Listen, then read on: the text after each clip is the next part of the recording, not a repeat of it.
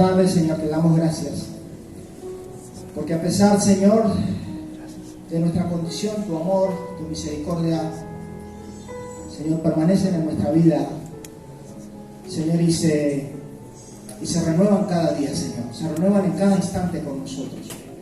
Te pido, papá, que bendigas tu palabra en esta hora, Señor. Señor, para que en esta tarde podamos, Señor, comer de tu palabra, Señor, que podamos salir saciados y que podamos practicar tu palabra de bueno, porque sabemos que tú la envías con ese propósito para que salgamos bendecidos de aquí, Señor. Señor, en esta tarde te pido que quites cualquier impedimento, Señor, y que, Señor, primero que nada me limpies para que puedas usarme en esta hora como un canal para bendecir y para ser bendecido cada uno de nosotros, Señor, en esta hora, en el nombre de Jesús. Amén. Gloria a Jesús. Quiero compartir en esta tarde, aquellos que trajeron Biblia pueden abrir, si no en la pantalla, Evangelio según San Marcos en el capítulo 2.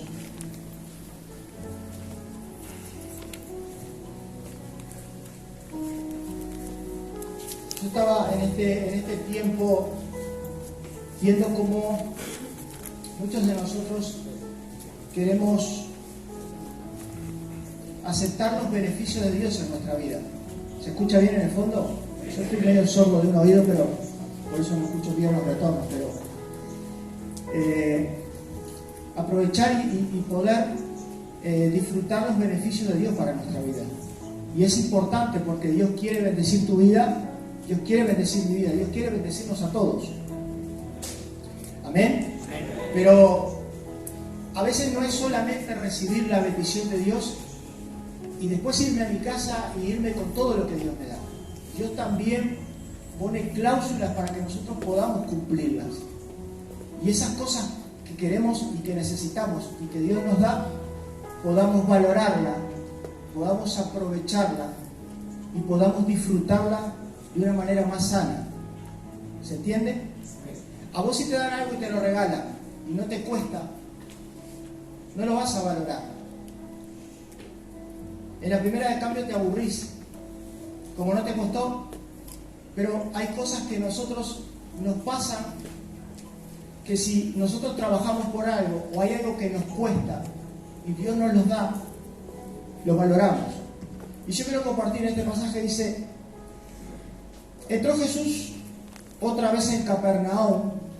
Después de algunos días se oyó que estaba en casa, e inmediatamente se juntaron muchos de manera que ya no cabían ni aún en la puerta. Y le predicaba la palabra. Entonces vinieron unos, y trayendo un paralítico, era cargado por 4.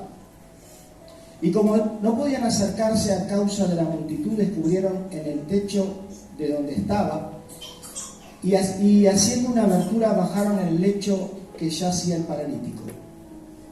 Al ver Jesús la fe de ellos, dijo al paralítico: hijo, tus pecados te son perdonados.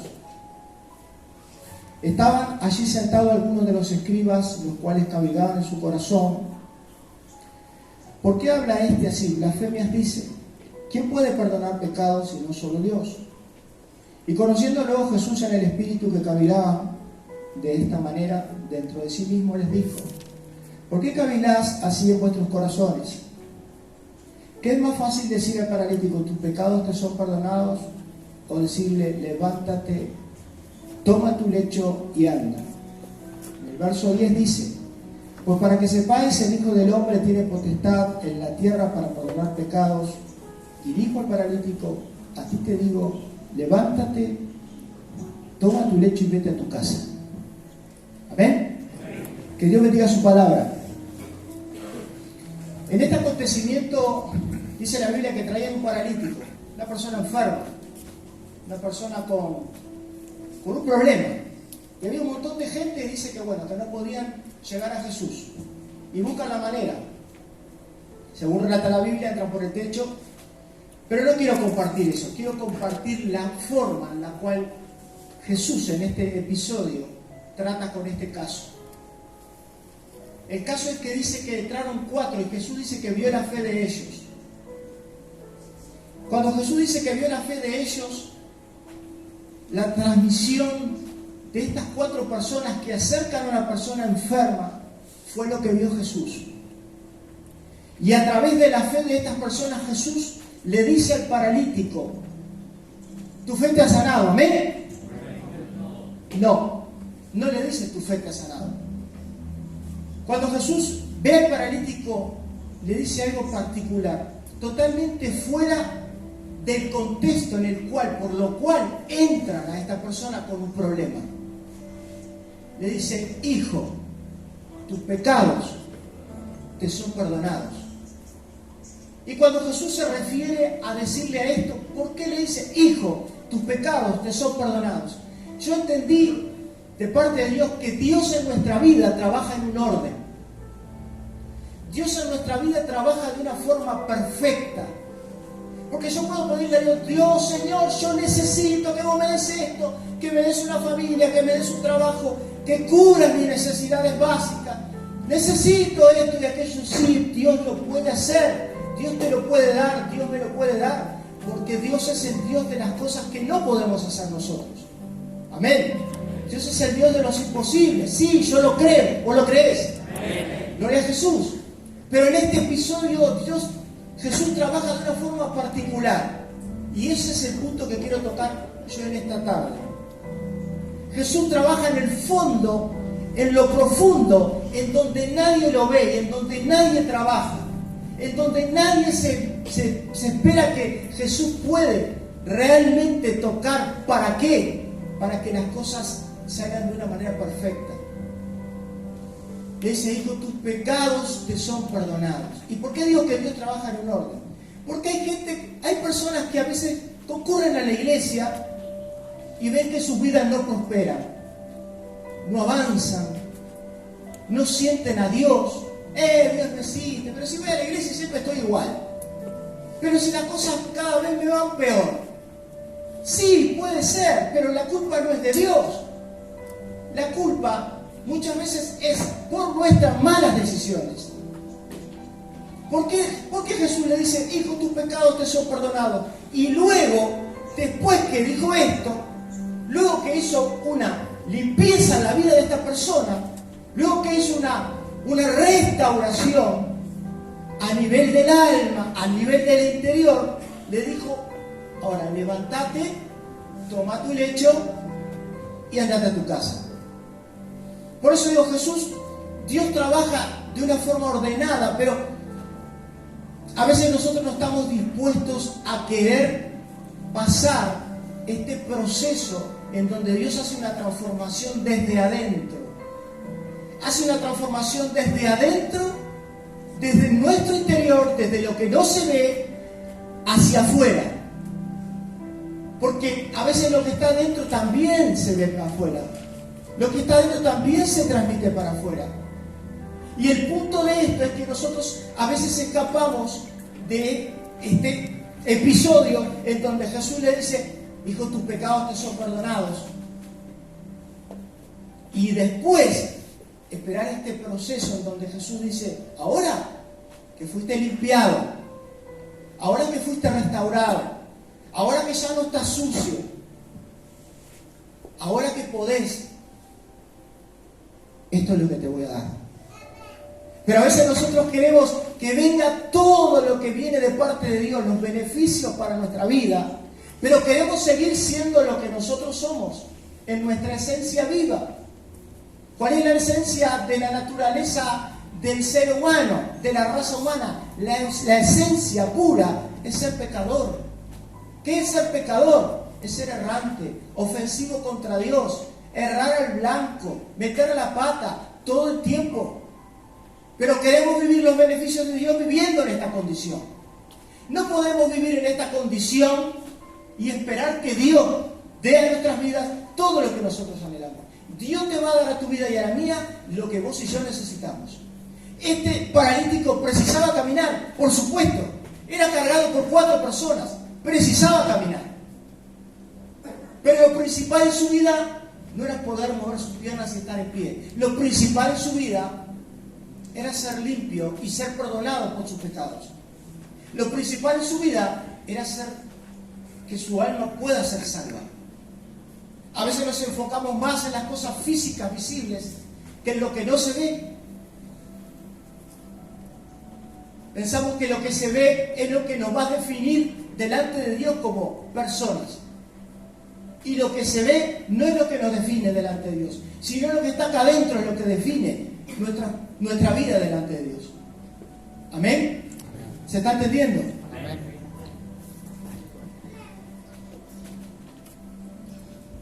Y dice que los que estaban ahí, dice, pero ¿quién es este para decir que puede perdonar pecados? Y pensaban en su corazón que decían de esta manera, ¿quién es este? Y Jesús enseguida discerniendo en el Espíritu, dice, ¿qué es más fácil? ¿Decir tus pecados te son perdonados? ¿O decirle a alguien, sí, toma, te doy esto, levántate y anda? Yo creo que la parte más fácil es recibir, pero la parte más difícil es la poda que viene a tu vida cuando uno está dispuesto a querer recibir de Dios. Pero está la cláusula también, mi querido, mi querida, está la cláusula en la cual Dios interviene en tu vida, en la cual vos y yo tenemos que otorgar ese permiso para que Dios pueda limpiar nuestra vida.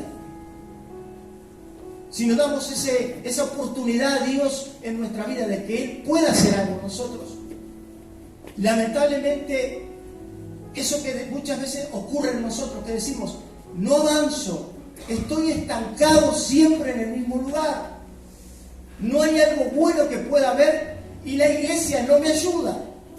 La iglesia no te va a ayudar. La iglesia solo te puede guiar por medio de la palabra que es de Dios. El que toma decisiones continuamente tenés que ser vos y yo. ¿Amén? Quiero compartirte una historia. No quiero hacerlo muy largo porque hay Santa Cena, pero quiero compartirte una historia que está en Segunda de Reyes 5. Y habla de un general de un ejército que era amigo del rey. Habla de Naamán.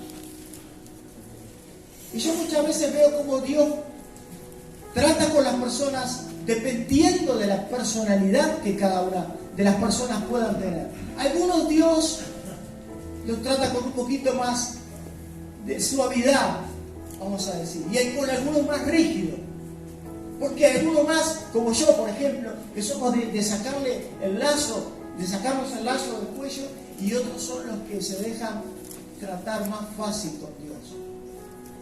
Y dice acá, Naamán era un general del ejército del rey de Siria y varón grande delante de su señor, y lo tenía en alta estima porque por medio de él había dado Yahvé salvación a Siria. Este era hombre valeroso al extremo, pero tenía un problema, leproso. A veces andamos con esa lepra por la vida. Esa lepra quizás es el pecado o lo que hay en nuestro corazón, o lo que hay en nuestra vida. Necesariamente no estamos hablando de una enfermedad física, pero las enfermedades del alma generan lepra. Generan esa lepra en donde no hay nadie que te la pueda curar, no hay nadie que te la puede sacar de acá adentro, no hay nadie que te la pueda sacar, solamente uno. Amén. Amén. Dice, pero leproso, en el verso 2, dice, y de Siria había salido bandas armadas y habían llevado cautiva de la tierra de Israel a una muchacha, la cual servía la mujer de Naamán. Esta dijo a su señora, o sea, la esposa de Naamán, si rogase mi señora al profeta que está en Samaria, lo sanaría de su lepra. Entrando Naamán a su señor, le relató diciendo así ha dicho una muchacha que es de la tierra de Israel, y le dijo al rey de Siria, o sea, Naamán le compartió al rey de Siria lo que había dicho esta muchacha. Anda, ve, yo te enviaré cartas al rey de Israel. Y salió pues y levantó consigo 10 talentos de plata, 6.000 piezas de oro, etcétera, etcétera. Dice en el verso 7, y luego que el rey de Israel leyó las cartas, rasgó sus vestidos, dijo, soy yo Dios que mate y dé vida. Dice, para que me envíe a mí a su hombre y lo sane de su lepra. Considerad ahora y ved cómo busca ocasión contra mí. Esto decía el rey. Este general del ejército que iba con todos sus séquitos, con todas las personas que le seguían, como dice acá, con la plata, con el oro, con los vestidos, era un leproso. ¿Dice así o no? Era un leproso. Y le mandan carta al rey de Israel y se enoja al rey de Israel, porque estaban en guerra entre ellos.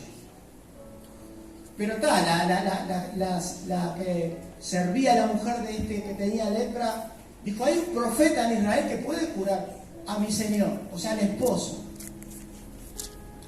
Y este hombre se fue con un montón de cosas, demostrando que era el general, demostrando que tenía plata, demostrando que tenía virtudes, demostrando que tenía condiciones, queriendo demostrar que tenía todo lo que de repente tenía una persona que poder superar determinadas situaciones. La Biblia dice, era estimado por su rey, valeroso en extremo, una persona que rayaba prácticamente la locura. Era una persona muy reconocida. Pero ¿quién lo podía ayudar? Pero en su mente no estaba la posibilidad de pensar de que era un pobre leproso. En su mente no estaba la posibilidad, ni siquiera un instante, de que ese hombre se iba a morir. Él seguía con su estatus, con su forma de pensar.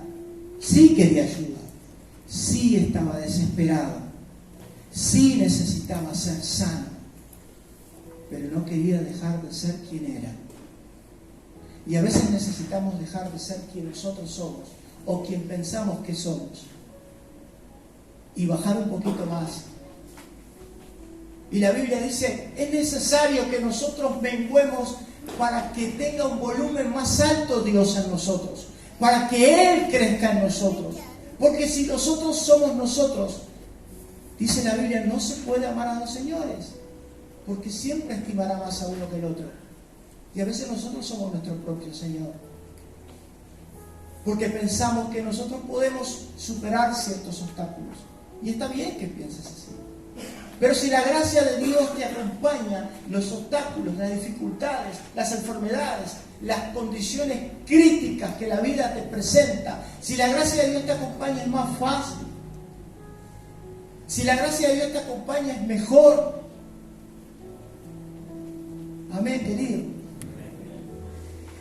Y dice en el verso 8, cuando Eliseo, el varón de Dios, oyó que el rey de Israel había rasgado sus vestidos por este motivo de las cartas que mandó el rey de Siria, no dice eso en la Biblia, pero envió a decir al rey, ¿por qué has rasgado tus vestidos? Venga ahora a mí y sabrá que hay profeta de Israel. Vino Naamán, en el verso 9, con sus caballos, con sus carros, y se paró en las puertas de la casa de Eliseo.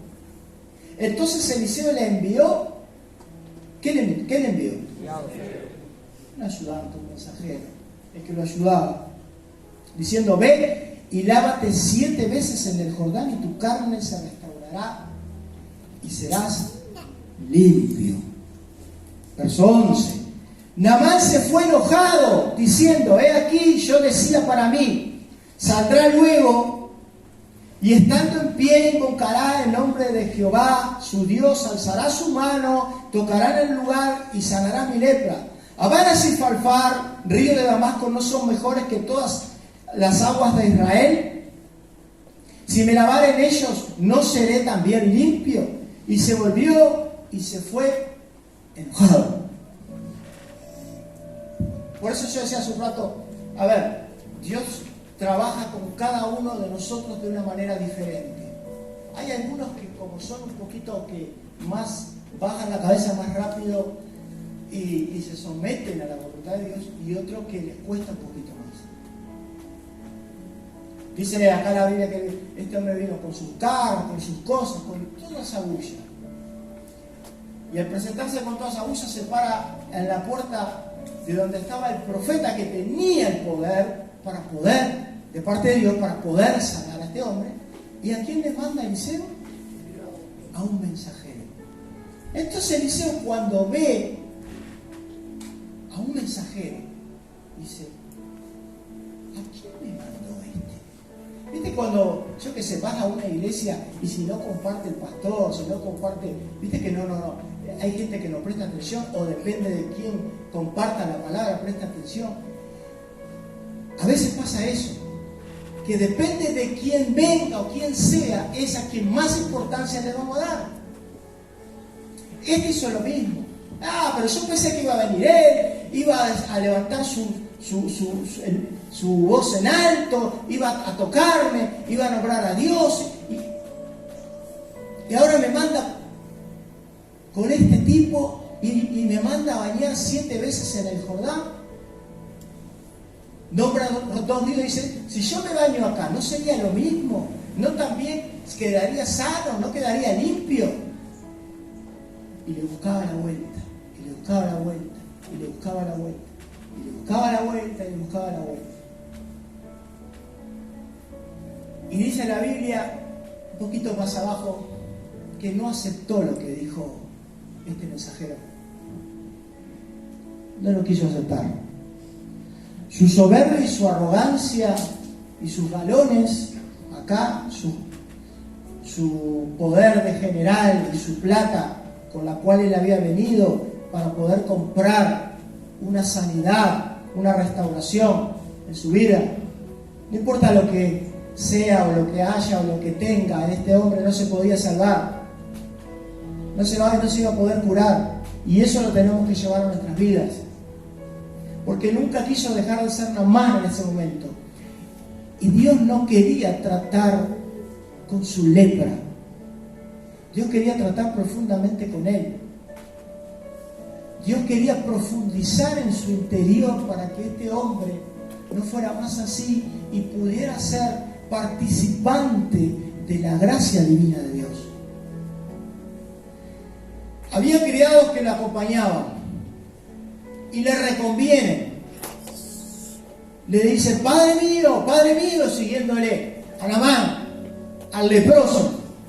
Si te hubiera pedido algo más difícil, ¿acaso no lo hubieras hecho? Y cuando le reconvienen, hace caso a lo que le estaban diciendo. Se zambulle en el Jordán y su carne, dice la Biblia, que quedó como la de un niño. ¿Cuándo ocurrió el suceso en donde él fue restaurado? ¿Cuándo ocurrió? Cuando escuchó la palabra del mensajero, cuando escuchó la palabra de aquellos que le dijeron, lo reconvinieron, o cuando aceptó someterse, porque el poder no estaba en el agua, el poder no estaba en el río, si era el Jordán, si era Abana, si era Farfar, el poder no estaba ahí. El poder estaba en el trato de Dios. El poder estaba en la humillación. El poder estaba en decir, estoy reventado. No aguanto. ¿Dónde tengo que ir? ¿Cuál es? ¿Dónde es la forma? Dámela. Ahí estuvo el poder. El poder no estaba ahí. No estaba en ninguna de las aguas. No estaba ni en lo que le dijeron los mensajeros. Dios estaba teniendo una intervención profunda con una persona extremadamente soberbia, extremadamente y totalmente una persona que era totalmente suficiente para él. Y cuando él entendió que para él él no era suficiente, y cuando él aceptó qué condición en su vida ya tenía y decidió mojarse en ese río, que quizás era un río sucio, según lo que se describe, ahí dice que su carne quedó como la de un niño. Pero yo digo, qué loco las cosas de Dios, porque cómo a una persona la trata de una manera. A uno le dice, hijo, tus pecados te son perdonados, ahora levantate, andá y vení. Y a otro que se fue enojado, que se fue, que no quería. No, pero ¿no sería mejor buscar la manera de ir por acá, o hacerlo así, o hacerlo así? Pero no es lo mismo hacerlo así. No es lo mismo. Lo que Dios dice que se hace así, se hace así. No es lo mismo. No es lo mismo lo que vos pensás que lo que piensa Dios. Dice la Biblia que los pensamientos de Dios son altos y sus caminos igual. Nada que ver con nosotros. ¿Me estás entendiendo? No tiene nada que ver. Y cuando este hombre entendió eso, dijo, ahora entiendo que Dios acá en Israel. Y la gloria se la llevó el Señor. Algunos van por la vida como este personaje que acabamos de nombrar. Y viven enojados por la vida porque quieren vivir siguiendo con su nombre. Y con el pecho inflado son los que tienen lepra. Y a veces se le dice hay que hacer así, así y así y así, porque está escrito acá. Dale. Y sus vidas continúan y arrastran una serie de desastres. Y a veces hay personas que no tienen quienes reconvengan. Hay personas que no le dicen, che, hace así, te va a ir bien. Si te hubieran pedido otra cosa, no lo harías. Porque había gente que tenía que lo quería. Porque por algo lo reconvinieron, lo querían. Y lo llevaron a que tomara otra decisión.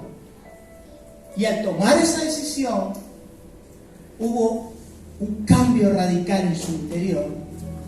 Y su carne fue restaurada como la de un niño. Amén, queridos.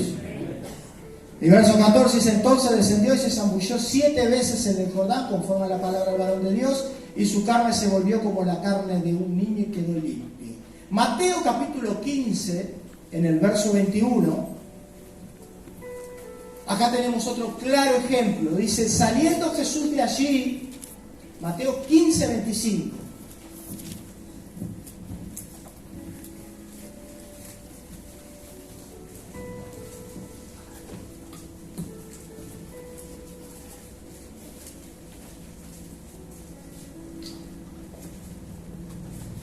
Saliendo Jesús de allí, dice, se fue a las partes de Tiro de Sidón. Era aquí una mujer cananea que había salido de aquellos términos, clamaba diciendo, Señor, Hijo de David, ten misericordia de mí. Mi hija está enferma, poseída del demonio. Mas él no le respondió palabra. Entonces, llegándose a sus discípulos, le rogaron diciendo, despáchala, decile que se vaya.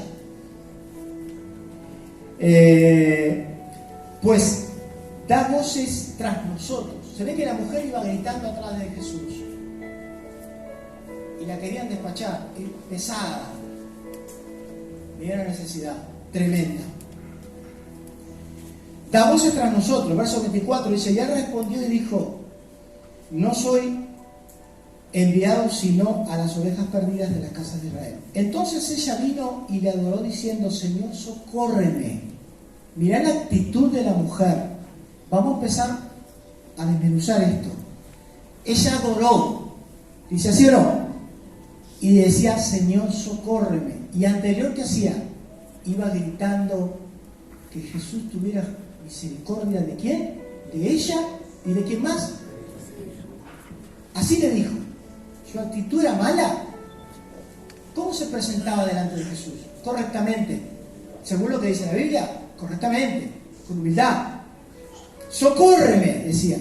Y respondió él, dijo, no está bien tomar del pan de los hijos y echarlo a los perrillos. Vamos a salir hasta ahí. Pues imagínate, entonces, si esta mujer se acerca a Jesús, ¿no? Señor, ten misericordia de mí, hijo de David. Mi hija está enferma, atormentada por demonios, no sé qué, no sé cuánto. Échala, córranla, está gritando atrás de nosotros. Nos vuelve loco. Y en una se acercó y bueno, dijo, yo vine para las ovejas, etcétera, etcétera. Vino adorando y se acercó a Jesús a sus pies. Y Jesús le dijo algo que yo te puedo asegurar, que si alguno de nosotros como persona, cualquier persona que sea, en este caso estamos hablando de Jesús, nos llega a decir perro, con lo poquito que nos dicen y ya nos ofendemos por cualquier cosa. ¿Vos imaginate a esta mujer que se acercó todo así? Y Jesús le dijo, no está bien sacar de la mesa de los hijos para darle a los perros. ¿Cuál sería tu reacción a la mía? Entonces yo deduzco que más allá de que esta mujer sí tenía una necesidad, sí se acercó a Jesús porque la necesidad era evidente en su vida, pero Jesús mete la mano nuevamente bien adentro y toca algo muy particular que todos nosotros como personas tenemos. Ese orgullo tan grande que existe en nuestra vida. Y Jesús le dijo, no está bien. Entonces quiere decir que todo el protocolo religioso que hizo esta mujer al acercarse a Jesús, quizás solamente fueron palabras. Fue algo que sabía hacer, fue algo que conocía cómo hacerlo, cómo acercarse más allá del dolor de la necesidad. Pero Dios busca que nosotros seamos transparentes, genuinos, y que vayamos siempre con un corazón en donde el corazón, cuando nos ponemos a los pies de Dios, a los pies de Jesús, sea de verdad. Amén. Y esta mujer, cuando Jesús le dice esto, y verso 27, y ella dijo, sí Señor, mas los perrillos comen de las migajas que caen de la mesa de sus señores. Se humilló hasta allá abajo. No le importó lo que le dijeron. Su dolor se ve que era grande. Pero Jesús quería intervenir algo ahí, quería hacer algo ahí. Así como lo quiere hacer contigo, conmigo. Y dice más abajo, entonces respondió Jesús, oh mujer, grande es tu fe. Sea hecho contigo como quieres, y fue sanada su hija desde aquella hora, dice la Biblia. Amén. ¿Qué hizo Jesús primero? Sacó todo lo que no servía. Sacó todo lo que no servía. Porque esta mujer, sintiéndose ofendida por las palabras de Jesús, podría haber dicho, perro, yo perro. Pero ¿por qué no te vas a freír papas fritas, como diríamos en esta época? Si ahora por cualquier cosita todos nos ofendemos. Y cuando uno se ofende, porque está el orgullo, y el orgullo es un fruto, ya sabemos de qué. Amén, queridos. Y decía hace un rato, dejar de ser, ¿qué? Nosotros. Someternos a Dios. Y cuando nosotros nos sometemos a Dios, entendemos que tenemos que ser, ¿qué? Someterse es humillarse, reconocer que hay un Señor, que hay alguien que tiene más poder, que tiene el poder sobre nosotros. La Biblia habla en Santiago capítulo 4, verso 7, y someteos pues a Dios, a resistir al diablo, huirá de vosotros. Pecadores los de doble ánimo, purificamos nuestros corazones. Tenemos que entender el concepto de no ser tanto nosotros en seguir queriendo preservar nuestra esencia existencial. ¿Qué es la esencia nuestra existencial? La esencia que nosotros preservamos muchas veces. El ser humano tiene, ya de por sí, viene con nosotros el instinto de sobrevivir, instinto de supervivencia. Si vos te encontrás en una situación compleja, difícil, en donde estás arrinconado y alguien te quiere matar, el instinto sale por sí solo e intenta defenderse de todas maneras con uñas y dientes para sobrevivir. Ese es el instinto que tenemos ya que viene en nosotros. ¿Para qué? Para preservar la existencia de nuestra vida. A veces espiritualmente es igual. Seguimos defendiendo nuestra postura. Seguimos defendiendo la existencia que nos trae a que sigamos viviendo quizás en una condición que no nos favorece. ¿Me hago entender? Entonces decía hace un rato, es necesario que yo mengue. Porque a la medida que yo mengue, ¿quién va a crecer en mí? Cristo.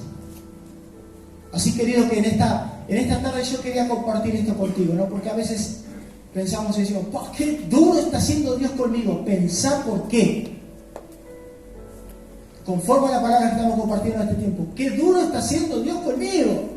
Che, no para esto. No para. Pensá por qué. Pensá por qué. La Biblia dice que el que se humilla, Dios lo levanta, lo exalta. Pero ¿qué dice con el soberbio? Lo mira de lejos. Lo mira de lejos. No quiere decir que lo deja de amar, pero sí lo rechaza. Amén. Entonces lo más importante es, delante de Dios, vivir en humildad. Y cuando vivimos en humildad delante de Dios, no necesariamente tenemos que demostrar delante de la gente que tenemos humildad. Porque la humildad es uno de los frutos que acompaña al Espíritu Santo. Amén.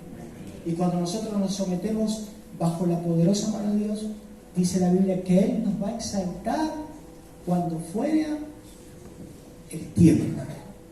Y este es tu tiempo. No es mañana, no es pasado, no es dentro de un mes. Este es tu tiempo. Someterse bajo la poderosa mano de Dios y Él nos exalta cuando fuera el tiempo. Amén. Vamos a orar. La alabanza, por favor.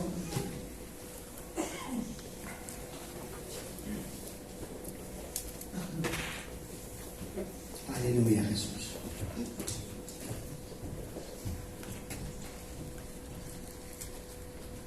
Espíritu Santo. Damos gracias en esta tarde.